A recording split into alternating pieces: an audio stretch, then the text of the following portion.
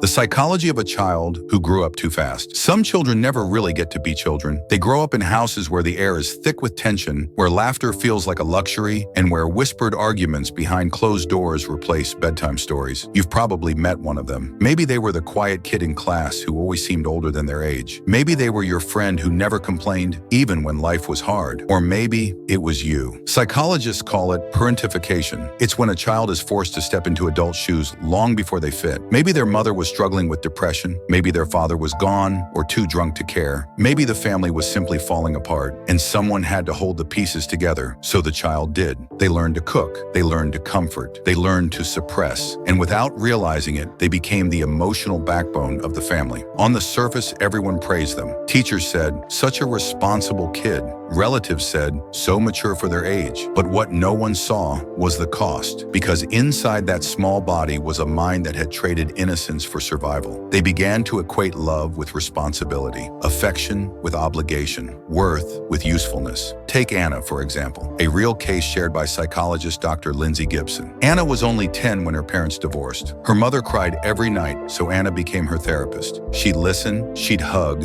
she'd whisper comfort no child should ever have to give. Years later, Anna found herself in relationships where she always took care of others, but never felt truly cared for. She didn't know how to just be loved, because love to her always came with work. And here's the thing, the brain of a child isn't built to carry adult pain. During childhood, the brain is still learning trust, safety, and emotional regulation. When those steps are skipped, the child's nervous system rewires itself for alertness. They become hyper-aware, constantly scanning for danger, constantly reading faces, tones, silences, because survival depends on it. That sensitivity becomes their superpower and their curse. As adults, they're often the ones who notice when someone's upset before anyone else does. They can sense a mood shift in a heartbeat, but they can't relax. They can't switch off. They feel guilty when they rest. They overthink every silence, every pause, every sigh. It's like their nervous system never learned how to exhale. On the outside, they look strong, independent, reliable. But inside lives a child who never got to be held. You can recognize them if you look closely. They're the ones who say,